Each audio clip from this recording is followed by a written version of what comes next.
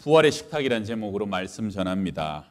오늘 본문은 엠마오로 가는 두 제자 한편의 동화 같은 이야기죠. 어느 날 오후, 부활의 날입니다. 해가 서쪽으로 뉘엿뉘엿 기우는데 두 사람이 맥없이 석양을 바라보면서 터벅터벅 걸어갑니다. 몸은 예루살렘으로부터 점점 멀어져 가지만 그들의 마음은 예루살렘을 떠나지 못해요. 최근에 며칠 동안 있었던 예수님의 고난과 죽으심, 그 처절한 이야기들, 상황을 잊지를 못합니다. 자신들도 메시아로 믿고 따랐던 그 예수님이 그렇게 맥없이 죽어간 것을 기억하면서 슬픔과 절망에 쌓여서 길을 걸어가는데, 아침에 어떤 여인들이 예수님을 보았다라고 그 소문도 들었고, 또 베드로와 요한이 무덤가에 가서 개켜진 세마포를 보았다는 소식도 들었지만, 이 두 사람은 설마 예수님이 부활하셨겠어 상상하지도 못한 채 그렇게 맥없는 걸음으로 낙향하고 있는 것이죠.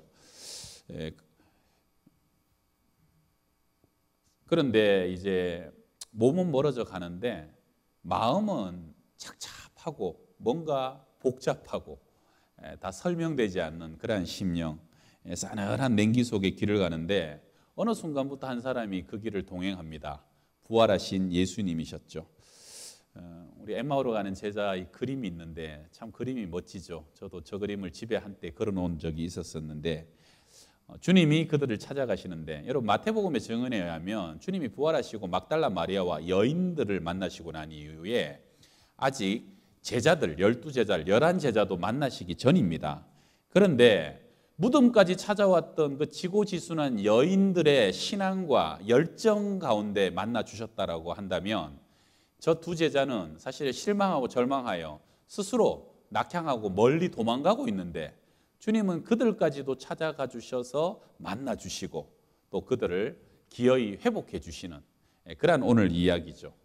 우리에게 위로가 되는 것은 열심으로 주님을 쫓는 이들에게도 주님은 만나 주시지만, 때로는 우리의 삶에 너무 힘들고 상처받고 곤고하여서 도망가는 요나와 같은 우리의 삶에도 주님께서 또한 찾아오셔서 우리를 회복시키시는 그 하나님이 우리의 주님이시다 하는 거죠. 그 동행은 저녁에 떡을 떼는 식탁 자리까지 이어지게 되고요. 그래야 그들은 심령이 뜨거워지고 눈이 밝아지고 완전한 회복을 경험하게 되죠. 요한복음 21장에도 보게 되면 갈릴리 디베라 바닷가에서 예수님께서 새벽에 일찍 제자들을 찾아가죠. 고기 잡으러 간 제자들 밤새도록 하나도 못 잡았잖아요. 주님은 숯불을 피워서 고기를 굽고 떡을 굽고 허기진 제자들을 향해서 얘들아 먹을 게 있느냐, 와서 아침 먹어라, 조밥 먹어라.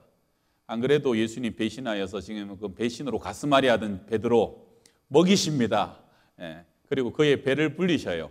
그리고 난 뒤에는 베드로야 시몬의 아들아, 네가 나를 사랑하느냐, 내 양을 먹이라. 엄청난 목양 사명을 맡기시면서 제자들을 회복시켜 주시죠. 모두 식탁의 자리였습니다. 여러분, 먹고 마신다는 것은 대단히 중요한 자리인데, 또 그것은 가장 일상적이고 보편적인 자리인데 왜 부활한 주님이 이렇게 계속적으로 식탁의 자리를 마련하시는가? 우리의 부활이 특별한 사건이기도 하지만 날마다의 먹고 마시는 일상의 삶을 부활로 살아가라 하는 그런 메시지를 우리에게 주시는 거죠. 식구라는 단어의 뜻을 아시나요? 식구는 함께 밥 먹는 거, 먹을 식자의 입구자입니다. 그러니까 여러분이 최근에 한 며칠, 1-2주 동안 나는 제일 그 사람과 제일 같이 밥을 먹었다. 그럼 그 사람이 실제로 나의 식구라는 거죠.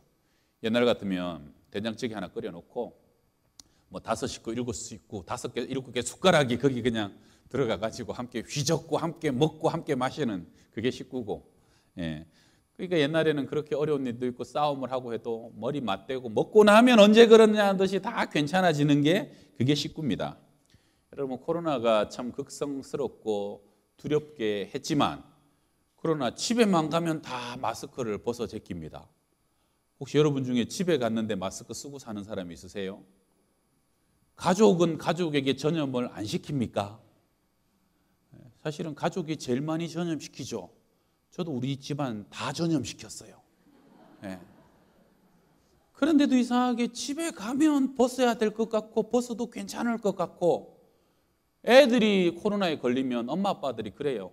어쩔 수 없다. 같이 걸리자, 빨리 걸리자. 같이 아프고, 그래서 같이 먹고, 같이 감금되고, 같이 회복하자. 사실은 그게 진짜 가족 아닙니까?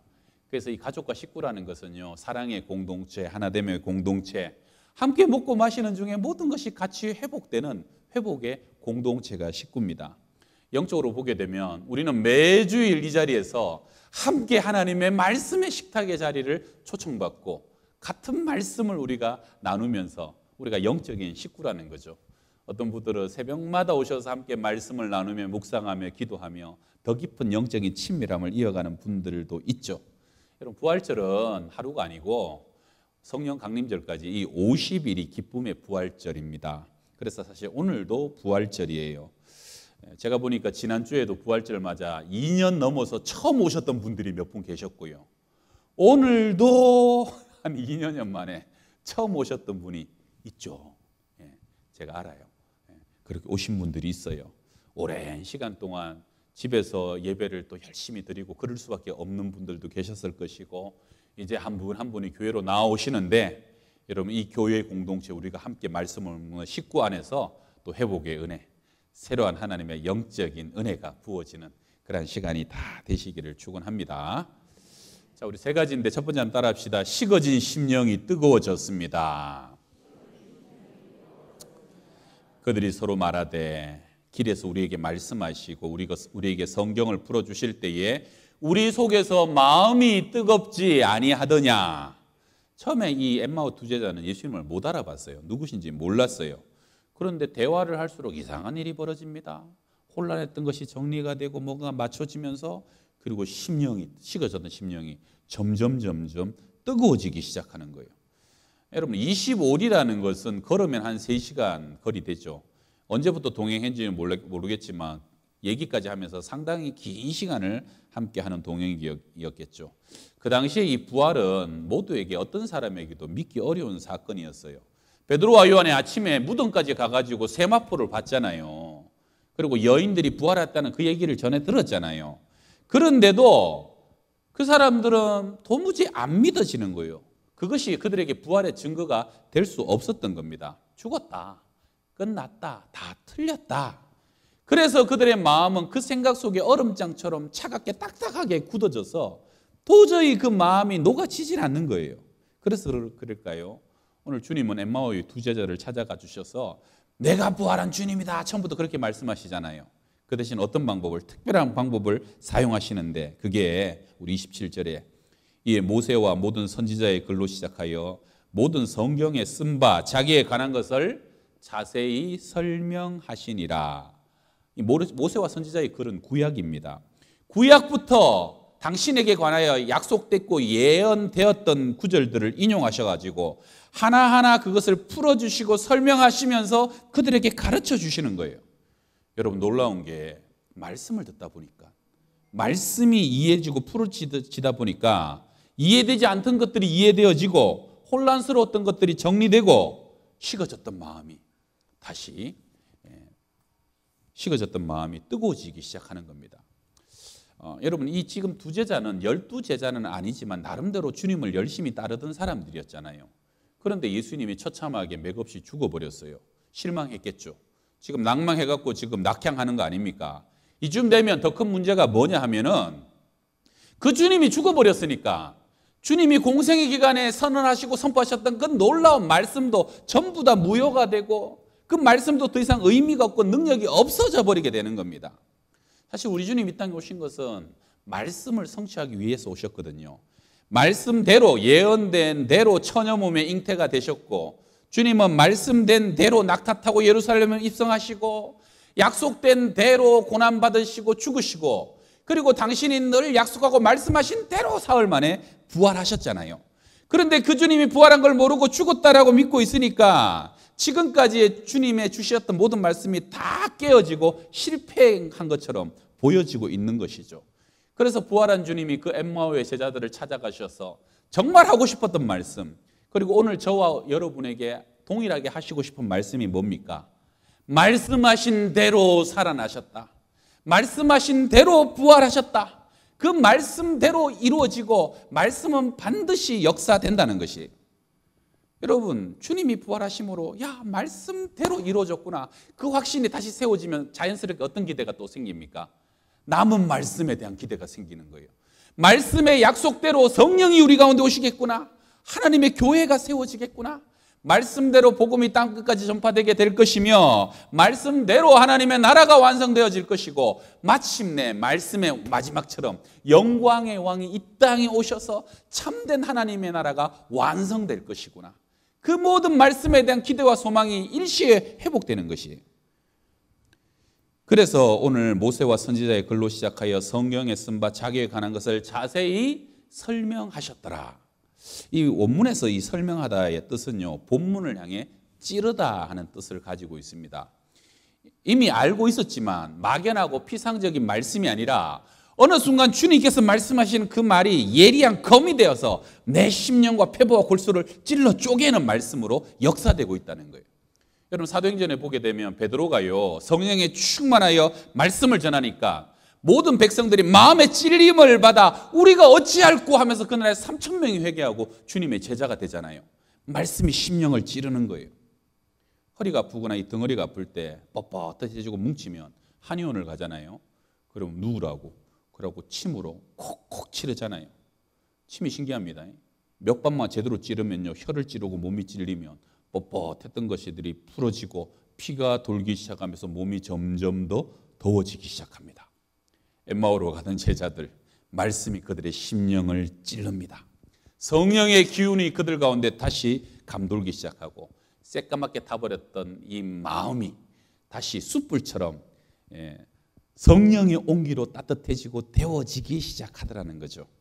여러분, 회복은 말씀에서 시작됩니다. 말씀을 믿는 믿음에서 역사되는 것을 믿으시길 바랍니다. 식어진 심령은 뜨거워지게 될 것이고 의심되던 것은 믿어지는 믿음이 생기고요. 그리고 잊혀져 버린 말씀은 기억나게 될 것이고 우리 가운데 잃어버렸던 하나님의 나라에 대한 소망이 다시 세워지게 되는 것입니다. 그래서 우리 사랑하는 성도 여러분, 말씀 많이 읽으시고 많이 묵상하시고 시간과 기회가 될 때마다 말씀을 배우시길 바랍니다. 말씀을 차곡차곡 심령에 쌓아놓으면요, 그 말씀이 나중에 나로 하여금 회복되게 하고 믿어지게 하고 그 말씀이 우리의 심령을 불타오르게 하는 것, 그것이 말씀의 능력이라는 겁니다. 오늘도 이 거룩한 주일 우리를 초청한 말씀의 식탁의 자리가 저와 여러분의 모두의 심령을 다시 뜨겁게 솟게 하시는 은혜가 있기를 축원합니다. 자, 우리 두 번째 한번 따라합시다. 눈이 밝아졌습니다. 그림을 그리는 사람은 뭘 봐도 아, 이거 좋은 그림이네 하고 그림에 눈이 박죠. 시를 쓰는 사람은 전에 저도 목사님 보니까 뭘 봐도 시가 되더라고요. 여러분, 돈에 눈이 밝은 사람이 있습니다. 야, 저거 돈 되겠는데? 아주 그 사람은 돈 버는 게 보여요. 길을 가다가도 그런 사람은 남은 안 보이는데 어떻게 동전, 어떻게 지폐, 그런 사람만 돈을 줍는 사람이 있어요. 자, 여러분은 무엇에 눈이 밝으십니까? 예.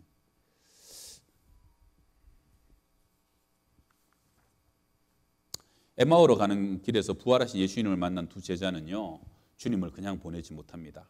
강권 하여 우리 집에 들어가십시다. 주님을 우리 집으로 신방으로 모시고 들어가요. 그리고 주님은 그 집에서 떡을 떼어서 축사하시고 주셨더니, 성찬식이죠. 그때 그 떡을 받았을 때 그들의 눈이 밝아지게 되었더라. 누가복음을 보게 되면 16절에 그들의 눈이 가리어져서 그인 줄 알아보지 못하거늘 31절에 그들의 눈이 밝아져 그인 줄 알아보더니. 여러분, 눈이 가려졌을 때는 몇 시간을 옆에서 걸어가도 주님이신 줄 몰랐어요. 근데 눈이 밝아지니까 주님 떠나셨는데 감당할 수가 없어서 뛰어나가고 주님 부활하셨다 하고 외치는 증인의 삶을 살아가게 되더라는 겁니다. 눈이 밝아져야 됩니다. 그래야 내 삶이 변화되는 것이에요. 눈이 밝아져야 됩니다. 우리의 삶의 목적이 달라지는 것이죠. 아담과 하와가 에덴 동산에서 말씀에 대한 불순종으로 마귀가 사단이 와가지고 따먹어라 그러면 눈이 밝아질 것이다 꾀었죠. 거기에 넘어가고 선악과를 따먹고 남편에게도 줍니다. 그러고 난 뒤에 눈이 밝아졌습니까? 안 밝아졌습니까? 밝아졌죠. 뭐예요? 죄에 밝아진 거예요. 세상에 밝아진 거예요. 마귀와 사단과 귀신의 눈이 밝아져 버린 거예요. 여러분, 예수 믿는 사람을 그렇게 핍박했던 사울도 다메섹까지 가서 예수쟁이들 잡아 죽이려고 하는데 그날 예수님이 사울을 만나지 않습니까? 꼬꾸라집니다. 사흘간은 식음을 전폐해요. 눈이 멀어버려요. 그리고 아나니아가 와가지고 안수하면서 형제 사울아 주께서 나로 너를 다시 보내시어 너로 다시 보게 하신다 그러고 안수했더니 눈에서 비늘 같은 것들이 쭉 벗겨집니다. 그러고 난 뒤에 만물을 밝히 보기 시작하면서 180도 달라진 삶을 살아가기 시작했죠. 여러분 눈이 어두워지면 아무리 열심히 해도 그 열심이 하나님의 교회에 도움이 안 됩니다. 하나님의 뜻을 이루지 못합니다. 열심히 할수록 주님이 핍박받고 교회가 잔멸되게 되었습니다. 그래서 여러분 열심히 하는 것보다 더 중요한 것은요, 눈이 먼저 밝아지는 겁니다. 그래야 하나님의 뜻이 분별되는 거예요. 하나님의 나라가 무엇인지 밝히 보이기 시작하는 것이죠. 그 우리의 영의 눈을 밝히는 것이 무엇입니까? 오늘 구약 읽어주셨죠. 우리 이 말씀 너무 좋죠. 시편 19편 말씀 같이 한번 읽어봐요. 여호와 율법은 완전하여 영혼을 소성시키며 여호와의 증거는 확실하여 우둔한 자를 지혜롭게 하며 여호와의 교훈은 정직하여 마음을 기쁘게 하고 여호와의 계명은 순결하여 눈을 밝게 하시도다. 아멘. 여기 율법, 증거, 교훈, 계명 다르게 표현되었지만 전부 다 하나님의 말씀이에요. 하나님의 말씀이 영혼을 소생케 하고 하나님의 말씀이 우둔한 자를 지혜롭게 하고 하나님의 말씀이 마음을 기쁘게 하고 하나님의 말씀이 눈을 밝게 하는도다. 할렐루야. 여러분 한두 끼만 안 먹어도 눈이 어두워지지 않습니까? 저는 한두 끼 안 먹으면 눈이 먼저 어두워져요. 안 먹으면 장사가 없는 거예요. 영적인 것도 마찬가지입니다. 말씀의 식탁을 멀리하고 말씀 멀리하면요, 여러분 세상의 슬픔의 눈이 어두워집니다. 불신의 눈이 어두워지고요, 죄의 눈이 어두워집니다. 두려움의 눈이 어두워집니다. 자꾸 영적인 눈이 세상을, 땅을, 육적인 것을 쫓아서 눈이 밝아지는 거예요. 영적인 눈이 어두워져 버린다는 거예요. 웨디푸스 컴플렉스란 말을 들어보셨을 거예요. 어린 아들이 엄마를 너무 좋아해서 엄마 내 거야, 나는 엄마랑 결혼할 거야, 아빠 절로 가, 아빠를 경쟁자로 여기는 것을 웨디푸스 컴플렉스라 그러죠. 딸이 아빠를 너무 좋아해갖고 아빠는 내 거야 뭐 이러는 거예요. 어릴 적에 꼭 그 시기를 지나가죠. 이 웨디푸스 컴플렉스는 원래 그리스 신화에 나오는 오이디푸스라는 왕에 관한 내용인데요, 테베의 라이오스 왕을 죽이고 아침에는 4발, 점심에는 2발, 저녁에 3발인 것이 뭐냐, 스핑크스의 수수께끼를 푼 다음에 오이디푸스는 당시의 관례를 따라서 라이오스 왕의 왕비인 이오카스테를 자신의 아내로 맞이합니다. 그런데 얼마 뒤에 자신이 죽였던 라이오스 왕이 자기의 친아버지였다는 것을 알게 되고 자기가 동침했던 여인이 자기의 친어머니라는 사실을 알게 되죠. 어머니 이오카스테는 수치를 이기지 못하고 자살해버리고요, 오이디푸스는 자신의 친아버지, 친어머니도 알아보지 못한 이 눈, 원망하며 그 눈을 뽑아버립니다. 그리고 그 자리에서 의식을 잃고 쓰러져 버리죠. 오랜 시간이 지나서 오이디푸스 왕은 의식을 회복하게 되는데, 의식을 회복한 후에 그가 외친 첫 마디는 오 빛이여. 신하들이 몰려들어서 눈이 뽑혀진 왕이 빛을 본다니 대왕이시여 무슨 의미입니까? 그때 오이디푸스가 이렇게 대답합니다. 세상의 눈을 가진 그대들은 이 빛을 보지 못하리라. 세상의 눈을 가진 그대들은 이 빛을 알지 못하리라. 성도 여러분, 말씀의 빛이 우리의 심령을 비춰야 우리의 영안이 밝아지는 것을 믿으시기 바랍니다. 날마다 살아계신 하나님의 말씀, 부활의 식탁, 말씀의 식탁을 통해서 우리는 흡수되고 소화되고 그것을 사모할 때 우리의 영의 밝은 눈으로 하늘나라의 영광의 나라를 보면서 살아가는 저와 여러분이 되시기를 축원합니다. 눈이 밝아지시기를 축복합니다. 마지막 3번째 한번 따라합시다. 사명의 자리로 돌아갔습니다. 엠마오는 예루살렘과 25리의 거리 있었죠.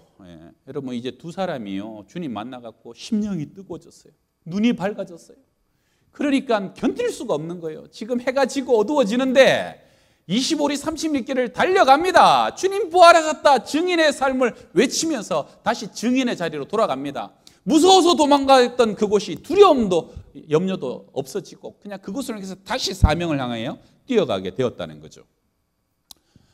제가 요즘 그 김영기 목사님과 젊은이 교구 신방하고 있는데 어제 젊은이 교구 한 구역에서 10명이 왔어요. 10명이. 놀라시네 성가대. 요즘 시대 젊은이 교구가 한 구역에 10명이 오는 건 대단한 감사한 일인데, 근데 거기 한 집이 뭐라 그러냐면 아이가 이제 20개월, 첫 아이가 20개월쯤 됐는데 애가 얼마나 에너지가 많은지 그냥 감당이 안 된대요. 낮에도 그렇게 뛰어다니고 교회 와도 뛰어다니고 밤새도 잠도 안 자고 계속 뛰어다녀. 감당이 안 된다는, 감당이 안 된다. 그래서 제가 뭔 얘기를 했냐면, 여러분 아동동자 아세요? 한자로 아동동자. 저게요 마을리자에다가 설립자예요. 마을에 갔는데 다 앉아있고 다 누워있는데 어떤 사람 하나가 계속 일어나서 돌아다니더라. 그게 누구라는 거예요? 그게 애라는 거예요. 애. 다리에 힘이 넘쳐갖고 막 생명력이 넘쳐가지고 막 앉을 줄 모르고 누울 줄 모르고 계속 뛰어다니는 게 그게 애라는 거죠. 여러분 주님 만나면요 막 에너지가 온천수처럼 콸콸 솟아나는 거예요. 말씀의 은혜 받고 심령이 뜨거워지고 말씀의 은혜 받아 눈이 밝아지면 가만히 있을 수가 없는 거예요. 밤이든 어떤 때든 상관없이 뛰쳐나서 내가 부활하신 주님 만났다고, 내가 주님 위해서 뭔가를 하지 않을 수 없는 것, 그것이 회복된 심령, 우리 가운데 주시는 하나님의 은혜의 에너지고 은혜의 능력이라는 거예요. 지난 주 중에 우리 교회 통장, 헌금 통장에 1억이 입금이 되고 헌금이 되었어요. 한 집사님과 권사님 가정에서 헌금을 하신 거예요. 제가 그래서 그 집사님을 직접 만났어요. 어떻게 집사님 이렇게 큰 헌금을 하시게 되었습니까? 집사님이 어릴 적에 100일에 걸려가지고 평생을 코로나 걸린 것처럼 기침, 가래로 살아가신대요. 근데 이번에 몸이 제법 많이 아팠다는 거예요. 팔순도 벌써 훌쩍 넘으신 분인데 이번에 그런 생각이 들더라요. 야, 내가 이렇게 아프다 보면 오늘 죽거나 내일 죽어도 이상할 게 없지 않냐. 나이도 이만큼 먹었는데. 그러면서 정말로 이러다가 어느 날 천국 갈 수도 있겠구나. 그러면서 무슨 생각이 드냐 하면, 그러면 하나님 앞에 가기 전에 뭐라도 좀 해놓고 가야 되지 않겠느냐. 그게요. 그러고 가시는 거예요. 그래가지고 이제 본당 예배를 위해서 다음 세대를 위한 비전 헌금으로 그 가정이 이렇게 헌금을 하시게 되었다는 거예요. 제가 안 그래도 이 코로나가 끝나면서 하나님 이제 코로나도 다 끝나고 하나님께서 우리 교회에 성도들을 막 더 보내주실 텐데, 아멘 안 하시네, 막 더 보내주실 텐데 그러려면 이 예배당에 또 더 준비돼야 될 것이 있고 뭔가가 좀 더 세워질 것이, 제 마음에는 그런 것이 좀 있었는데, 야, 하나님이 예배가 살아나고 우리 자녀들이 살아나고 교회가 살아나도록 정말로 그분에게 그런 마음을 주셔서 그 믿음대로 역사하시려고 이렇게 주님이 일하시는 거겠구나. 할렐루야. 너무 감사하는 거예요. 얼마나 여러분 귀한 일입니까? 야, 이게 이 땅에 살아가는 사람은 그러지 않죠. 조금이라도 더 맛있는 거 사 먹고 좋은 옷 입고 조금이라도 막 세상에 이렇게 막 물 쓰듯이 좀 쓰고 누리고. 근데요, 부활을 살아가는 사람은 이제 저기 가야 될 텐데 저기 가야 될 텐데 이 생각이 드는 거예요. 자, 마지막 얘기 하나 하고 마칩니다. 몇 년 전에, 얼마 전에 고난주간에 갑자기 연락이 왔는데 친구 동기 목사가 죽었다는 거예요. 목요일이었어요. 여수에서 우리 부부가 담임 목회하는 그 사모님이 제 동기였는데, 학부, 대학 동기였는데 신학교. 부부가 산책을 나갔다가 차가 쳐가지고 둘 다 사고를 당해서 아내는 죽고 남편은 중상을 입은 거예요. 그러니까 여러분, 목회하던 목사 부부가 둘 다 그렇게 죽고 중상을 입으니까 장례 치를 데가 별로 없어요. 누가 집 내줄 사람이 없는 거예요. 부모님이 서울에 계시니까 서울로 왔어요. 그래가지고 동기들한테 연락해서 입관 예배만 좀 해달라고. 그래서 우리 동기 목사들이 장례식장에 갔죠. 제일 연장자가 설교하고 친했던 친구가 조사를 하고 한 친구가 또 우리 다 같이 조가를 불렀죠.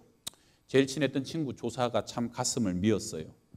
친구야, 20살 봄에 철없던 우리들은 만났고 이제 그렇게 30번의 봄도 지나지 않았는데 이제 최선을 다해서 담임도 되고 성실하게 주님 좀 섬기려고 하는데 이렇게 먼저 가다니 이것이 얼마나 슬픈 일이냐 그러는데 진짜 가슴이 아프더라고요.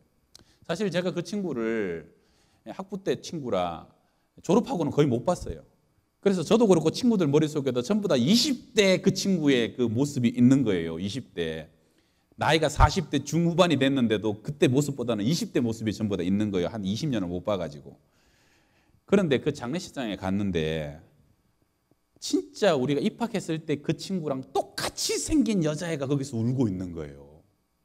딸인 거예요, 딸. 18, 19된 딸인데 진짜 똑같이 생겼어요. 그래서 누가 말 안 해줘도 딸이구나 하는 것을 금방 알 수 있더라고요. 그 딸아이가요, 엄마를 보내면서 장례식장에 지가 쓴 글을 읽는데, 엄마, 사람들이 날 보고 엄마를 참 많이 닮았대요. 그래서 엄마, 내가 더 잘 살게요. 엄마 닮은 훌륭한 딸이 될게요. 남편 목사님도 그 몸으로 장례식장을 왔어요. 자기가 야간 신학교 다닐 때 그때부터 자기를 만나서 나 이렇게 세워주고 같이 목회할 수 있도록 도와주고 동력 짰는데 이렇게 천국을 먼저 가니까 너무 아쉬운데, 근데 진짜 미안하고 아쉬운 게 뭐냐면 그날 아내 죽던 날, 아내가 숨 넘어가는 날 옆에 있었대요. 그런데 기절하는 바람에 아내 죽는 걸 못 봤다는 거예요. 마지막에 이렇게 잘 가라고 수고해라고 한마디를 하고 싶었는데 그 말을 못한 것이 너무 마음이 아프다고. 참, 목사라도 못 잘 겁니까?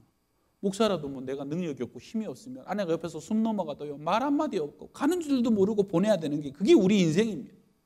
그날 친정어머니 권사님이 오셨는데, 여러분, 딸을 그렇게 갑자기 보내는 친정엄마의 마음이 어떻겠어요? 그런데 이 친정어머니 권사님이 뭐라 그러냐면 처음부터 끝까지 감사하다고. 하나님, 같이 차에 치였는데 우리 사위 목사님 남겨두고 가서 감사하다고. 둘 다 데려가셨으면 저 어린 것들을 어떡하냐고.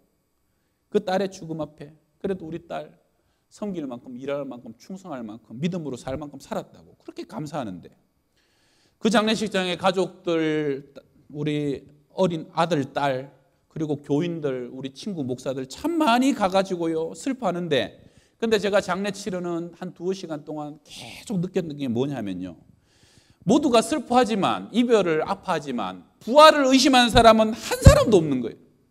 그 10대밖에 안 된 어린 딸이 엄마 천국 가는 거 믿어 의심치를 않아요. 내가 다시 만날 엄마 앞에 부끄럽지 않게 더 열심히 살아가겠다고. 남편 목사님도 당신이 못한 것까지 내가 최선을 다해서 남은 목양 사역을 이루어 가겠다고. 염려하지 않아요. 두려워하지 않아요. 근심하지 않아요. 왜입니까? 우리 모두는 부활을 소유한 사람이잖아요. 하루하루가 살아가는 것이 부활의 삶이잖아요.